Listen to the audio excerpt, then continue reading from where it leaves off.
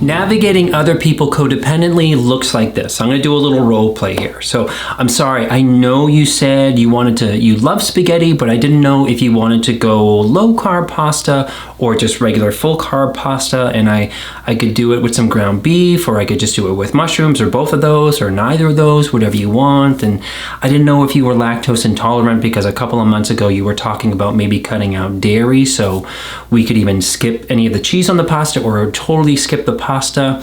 I could run out and get some sushi. There's a really good sushi place by me, but I understand if you're a little bit concerned with the mercury. A lot of people are, and I totally get that.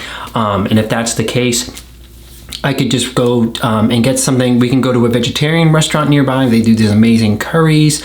But if that's not your thing, I totally understand too. And I could come pick you up, and maybe on the way I could go to the grocery store. We'll just get some stuff for salads, like whatever you want. Or if you have any ideas, I'm all for them. And seen. And the funny thing is, on the inside, the person is really giving it their all to be a gracious host to the receiver, which is cool and all. But in reality, it's a controlling behavior that is most likely due to childhood trauma, I think. It's also exhausting for the person being on the receiving end of that for a couple of reasons. One is there's a lot of extra overwhelming with options going on there. And the second is the receiver is being treated like a bomb that needs to be diffused. Like, they're going to be upset if this person doesn't cover all their bases. The codependent person is putting so much energy into trying to contain a potential explosion that doesn't exist. And it doesn't feel good to the receiver when others project that we're going to be angry at the suggestion of like full carb pasta. Like, what the F? How could you not know that I'm trying to go low carb? And didn't you notice when we went out for bagels and last week that I ordered blah, blah, blah, blah, blah? How could you? You know, like that might be our familiar response from our parents in childhood, but not from the present situation. And if it's not fear of the receiver's response, then it's most likely shame of not being good enough or thoughtful enough or actually getting something wrong with other people. So in this video, we're going to look at the 4 types of ways that we navigate people as childhood trauma survivors. We're going to look at specific examples to really understand the behavior. We're going to look at where it might come from in childhood trauma, and I'm also going to give some recommendations on trying to not do this stuff anymore. So if you're new to me or new to the channel, welcome. If you like this video, feel free to hit some buttons on the screen you really can't miss, especially with the like button or the subscribe button, which greatly contributes to supporting the channel, as well as creating a wider community for childhood trauma survivors looking for resources. And related to community, I'm now hosting a monthly membership. It's a healing community where we meet twice a month over Zoom for live Q&As about the work that I do, my channel, stuck places, personal stuck places, your toxic family system. In that membership, you also get weekly journal prompts to keep you engaged and enhance your trauma recovery. We discuss these journal prompts in the Q&A, kind of like a check-in. You get all access to my courses, including recorded webinars on shame and the toxic family system, and a recent one that I did on navigating a family cutoff. And best of all, you get to feel like you're part of something with others who are on a similar path, trying to recover from this stuff, from trying to make sense of their toxic family system.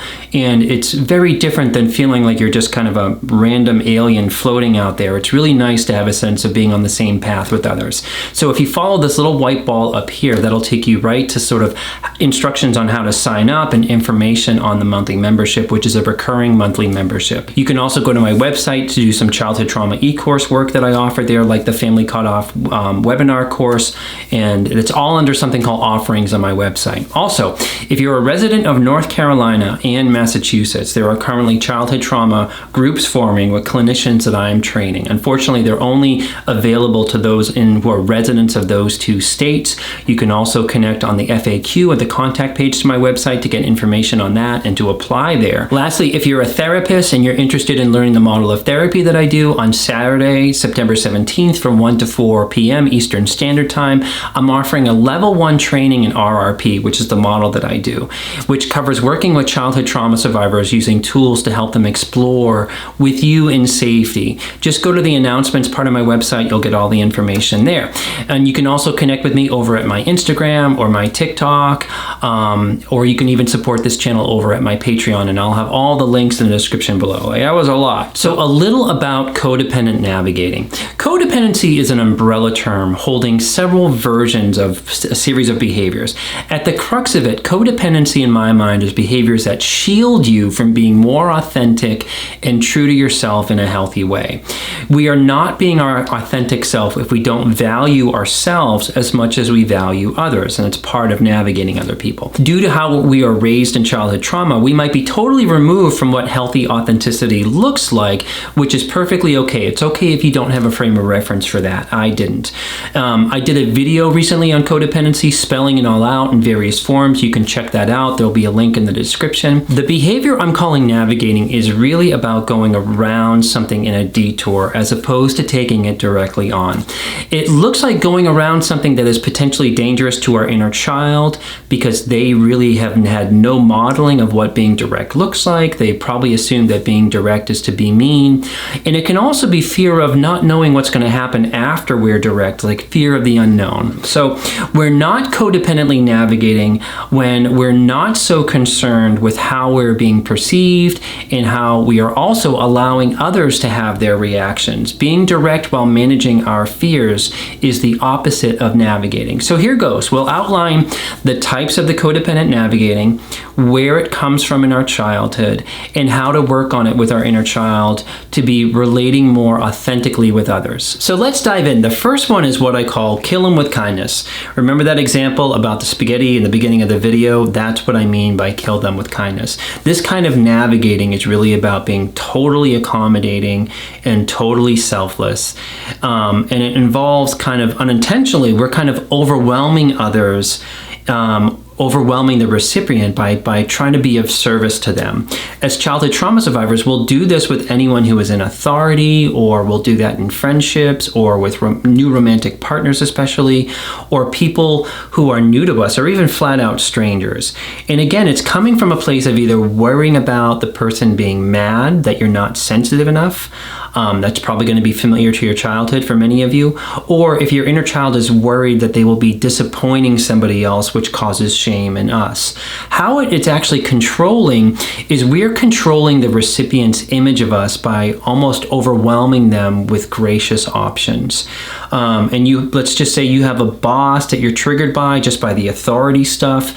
So you do some people pleasing, and I'll stay later. I'll take that off your hands. I've created new projects to help everyone else. That's what I'll do. And that also means that I'll run myself into the ground just to get you to approve of me or tolerate me, instead of letting the boss be human and be fine with how you are, or being fine with them being crappy or disinterested or whatever. They're just a boss. They're not a parent with all the power. How this might come from childhood? Well, being shamed directly or even indirectly by our parents. And what I mean by that is you can check out a video I did on toxic shame to get those definitions. So I find that this one is really coming from shame. You could have grown up as the parentified adult and only relate to others from a place of doing for them instead of just being human, which is maybe super foreign to you. It was for me. And I think kill them with kindness often comes from having a miserable, moody parent, a mood labile parent, which means fast switching of moods, or a narcissistic parent, and the killing them with kindness was a great strategy to diffuse unpredictability in their moods. Killing them with kindness can also be a cover-up for a highly shameful or dysfunctional family system, or it can also be something that is taught to kids. Raise your hand out there if you had that selfless codependent parent who would stop their own life for a neighbor that they didn't really even know that well when that neighbor got the flu. This stuff can kind of be modeled to us. And as a side note, all these survival strategies are genius. They come from kids who had no safety and no help. So I'm proud of you if you engage in the killing with them with kindness thing, and just got to look at where it comes from. But now in our adult lives, killing them with kindness is beneath you, and it doesn't honor your right to balance or fairness or reciprocity or boundaries with others. Here are some ideas on how to work on it. Practicing good enough behavior. It's good enough to have just like chips and hummus and sodas out for guests instead of having this extensive spread of food, which is really expensive, to control what they think about you. This video is like super heavy on food. Sorry about that. Maybe I'm navigating you guys now. And it's good enough to work in your work life to just work your salaried hours, not like an additional 20 hours a week, or give 80% instead of the 190% that you give. We need to reparent this inner child about that projection.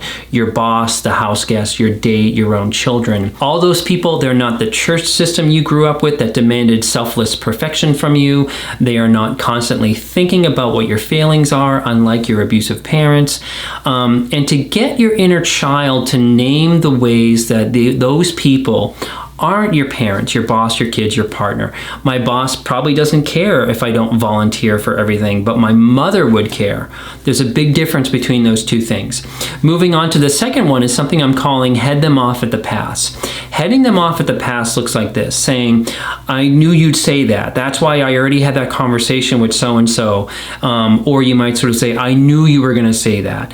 It looks like creating an airtight argument or predicting what people are going to say so that the person can't potentially have an issue with you. It looks like kind of softening up a person to avoid any potential negativity or conflict, and this is usually in your head coming from a trigger place versus reality. So as a side note, and I'll say again throughout the video, that these things aren't always bad unto themselves. On one hand, these are like amazing relational skills, and on the other hand, it's coming from a place of childhood trauma and not relational effectiveness. And what's worse is things like people pleasing are enjoyed by folks who take advantage. Heading them off at the pass involves a lot of thought and stories in our heads about how the other person might respond. Way too much thought for lack of trusting oneself without being massively prepared for things. The last example of this one is over-explaining, which a lot of us do. Like, yes, I answered that email for you because I knew you were busy and I'm trying to be more proactive, like you said, and I thought it through a lot, and it was like close to the end of the day, and it didn't seem worthwhile to start a separate thread between you and I to walk through all that stuff. And I also had an errand to do, and Moon was in Leo and YOLO, and I wanted to be a good coworker. And the person is like, I just wanted to know if you got back to them or not. Over-explaining yourself or over-apologizing are great examples of navigating, and specifically heading someone off at the pass, which is to control what they think about you. Now let's look at how heading them off at the pass might be from our childhoods. Some of us got so good at filling parental holes in the family, like parental responsibilities, like your baby brother needed a Halloween costume, and your parents are in the middle of a divorce, and you're already parentified. Boom. Done. He's now a ghost for Halloween from the old sheets, not the new ones, and you dug out the plastic pumpkin for his candy from the basement, and you got this, and you're 12, and they didn't even have to stress or ask you because you see stuff that needs to be done, and it's an opportunity for you to be seen, kind of. Heading them off at the pass is to impress others, and a lot of us try to impress our parents by being little adults. Another potential cause is having perfectionistic parents who grilled you about everything. And you, rather than go into a freeze response and where you'd lose all your energy, you picked the fight response and you prepared answers for everything. You spent time reading them or forecasting or think about what you'll be put through because nobody is chill in your family, and you mapped all of this out. It could also be none of that, and you might have been severely neglected, which is really horrifying for our own development as children. And you had to be present in the world without any help or guidance. So you really went into your head and started mapping out what the science teacher was going to say or do about your project. So you got really good at pretending you had an adult behind you, which you didn't, and pretended like you had this together like others. And you spent way too much time thinking about what your middle school teacher would think of you if you nailed the science project, or you were really an uber helpful student and met their needs. And also, you had no idea what your own needs are, which is kind of sad. So that is all excellent navigating for kids growing up without safety. It's like fake it till you make it. But unfortunately, those who navigate by heading them off at the pass tend to have an answer for everything, and they're conditioned to not let anyone see their faults. This can be super destructive when it comes to intimacy. Here's how to work on it. Try to not have a response for everything. Try it as an experiment. When you're at work, just try to answer questions without a backstory, without an apology. See how that feels. It's going to feel awkward at first, but the experiment might be really enjoyable when your boss is like, oh, okay, cool, you got back to them. Thanks for doing that. And there's not this long, awkward engagement with them about something. Another experiment is to not forecast people's needs or try to impress them with your ability to do that. The experiment here is to just allow others to experience you, not what you provide for them, and not how you try to impress them by knowing what they're about to say. The inner child piece here is for the inner adult to start practicing these changes in behavior, all while letting the inner child know that they're safe to take such risk. So moving on, number 3 is what I call check it out times 5. This is really about not trusting. And I know that all of these are super specific. Check it out times 5 is actually something my own dad would do. Individuals with narcissistic personality disorder can also be highly codependent, but we tend to not really think about them in that way. Checking it out 5 times is not trusting what people say and not trusting your own ears, and you repeatedly ask your partner. It kind of looks like this. Cool, so we'll leave the house in about an hour. 15 minutes goes by. Cool, so we're gonna leave in 45 minutes. This is what my dad would do. 5 minutes goes by. We're leaving in 40 minutes, right? Sounds good? And 20 minutes goes by, like T-minus 20, right, my guy? My father drove us crazy by neurotically testing us to see if we were always on the same page about doing something, specifically when it was for him. He didn't really trust a soul. And lots of people do that, but it drives other people bananas. This could be coming from a dissociative place as well, like not really taking in what people say, like, yes, we'll leave in 45, not remembering if we asked an hour ago or a day prior. It can also be manipulative, unfortunately. Someone says no, like they can't make your party, and you don't hear it, or you kind of can't deal with it for abandonment reasons or whatever, or being let down. So you keep kind of asking them by kind of like forgetting a little bit, and then the person has a reaction to your asking. So the navigating and control here, like years later in my adulthood, I realized that my father, as toxic as he was incredibly vulnerable to being let down by others. So he tried to control that by badgering, and it's really not that uncommon for those with childhood trauma.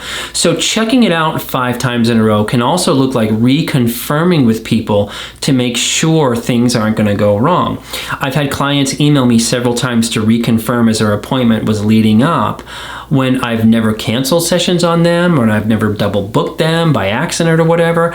And I would process with them in session gently by just kind of saying like, what happens for you in that you need to keep confirming with me. When we do this to others, we come across as neurotic because it's really neurotic behavior. And when it's a close, intimate relationship or a partnership or a friendship, when you're on the receiving end, it feels like you're really not seen, and you can really just get the vibes that the person asking or badgering you really doesn't trust you. So if you're doing this with people close to you and they're in your day-to-day life, it really might not be good for the relationship because it's kind of like badgering.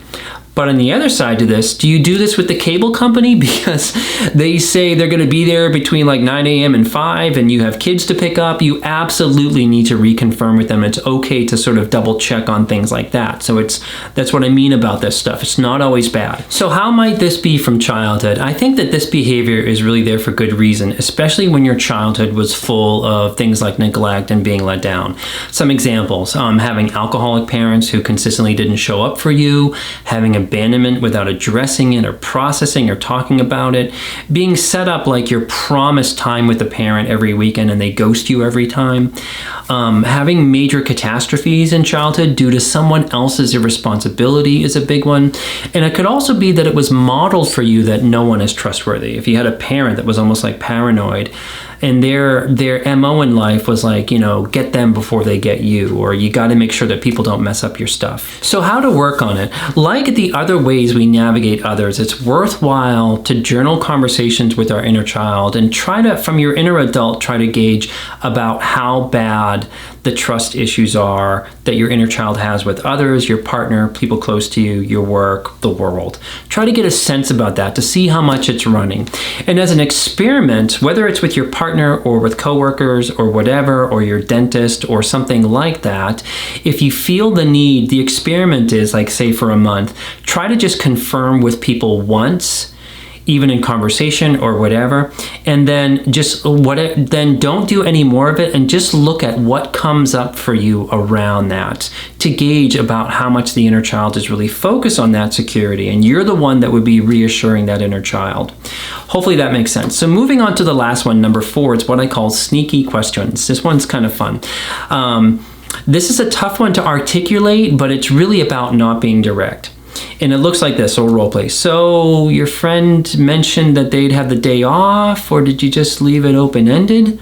Instead of, I'd love to spend the day with you at the park, but if you have other plans and you don't know them yet, I'm just gonna go and then you can meet up with me if you don't connect with them. Another example, have you read the article I sent you yet? The one about the increased crime downtown at night? And no? Okay, cool. Well, let me know when you get to it. Instead of, I'm really worried about you being downtown working that late at night because the assaults are really increasing down there. Can we talk about it? Another example is, well, I wonder if it's your phone. Are you sure your plan is like you're able to get all your voicemails? Instead of, I'm frustrated that we played phone tag, and especially after you leaving a voicemail when text gets through so much better. Sneaky questions are really like checking it out ×5 thing, but it's a lot less direct and they're kind of manipulative. The navigating and control is about not directly asking for what you need up front for the fear of the other person's reaction or disappointment in you. And I think we all do this on some level. As growing up, we got really good at like reading the room and when not to ask for things. Sneaky questions can be more than one. It can be like a casual, super non-abrasive grilling of others to try to elicit info from them. For someone, and there's a vibe to it. It's like you really don't want to rock the boat. And it isn't always bad like the other ones. So if I like vintage flea markets and collectible stuff and stuff like that. So if I'm going to someone into a bartering situation, I'm going to kind of maybe pry a little bit to get a sense about where they maybe got it, how attached are they to it, to get a sense, to get a little bit of, suss out a little bit of info about before making an offer. In the old days, they used to just call that kind of eyeballing each other. So how could sneaky questions be related to childhood? Sneaky questions are really such an inner child thing, but it tells us that it was really never safe to ask questions. If I was 7 years old growing up and I asked like, oh, where are we going? Why are we getting in the car? I would just be screamed at, just get in the car. Or worse, I would be kind of made fun of for not being with it about the program. And for those of you that have parents, no 7-year-old knows what the daily stuff is, and they're always kind of asking. But it really wasn't safe to ask. You really had to watch for moods, or pick the right times to ask, or to softly get info, which is kind of developmentally something that kids already do. Just watch your kids when they want pizza or kind of a new toy. They'll be like, so are you defrosting something for dinner tonight? Or will we meet dad out for work? And a healthy parent can kind of suss out like, well, what are you getting at, you know? That's why this thing is totally an inner child thing. It's cute when kids are doing it, but it's kind of annoying when an adult is doing it from a codependent place. And let me ask you out there, raise your hand out there if you're terrified about being direct with someone. Kind of tells you about that story from childhood. So how to work on it. If you're guilty of asking sneaky questions, do some journaling around the following. Come up with some examples where being direct growing up wasn't safe. Write about what your parents modeled for you around being direct and asking questions. Like, what were they like around this stuff? Were they defensive about asking questions? Were they like kind of manipulative in the way that they would elicit information? Can you spend the next month looking for opportunities to be more direct, even if that feels scary or messy to you? And for all of these journaling prompts around how to work on these issues, I give more detailed and specific prompts and ideas in my monthly healing community membership, and those go out every week in context of the videos that I put out. They're like more specific journaling prompts. So some final thoughts. When we navigate people from our childhood trauma and our codependency, which again is really our tendency to not know how to be real in safety, we assume others are like barriers that we have to work around. And if you really think about your childhood, most likely that feels similar to your parents. To quote my mentor, who would often say to me, like, you had nothing to work with, so you did the best with what you had, means good on us for coming up with these sneaky questions or kill them with kindness. It's like what we kind of had to do. But those genius survival strategies, they make us come across as not empowered, not direct, not forthright, and we're definitely projecting onto others that they're going to react just like our abusive parents would react, which isn't good for them and it's not good for you. Even if the person in the present is like super difficult, those rules still apply. And related to these, is killing them with kindness always bad? Absolutely not. Is heading somebody off at the pass always bad? Nope, it's quite a good business strategy. Is checking and reconfirming always bad? No, not really. Are sneaky questions always sneaky? No. What isn't good about these navigating places is it's usually coming from the trauma place, where we don't trust people's reactions, we have to impress, we have to defend, or we have to confirm, and we don't trust people showing up, and we have to suss stuff out instead of looking a certain way. You don't have to do all that. You can be direct and you can be safe. You can take risk and deal with disappointments. You can just be you, and you don't have to impress, and you can just be human and not have to overly defend yourself, overly explain, overly apologize. When we do these things from the trauma place, we don't believe in ourselves and we don't believe in others, even the good ones in our lives or even the neutral ones in our lives. So I hope that this was helpful. I would love to hear from you in the comments, your thoughts, your experience of this stuff. And as always, may you be filled with loving kindness. May you be well. May you be peaceful and at ease. And may you be joyous. I will see you next time.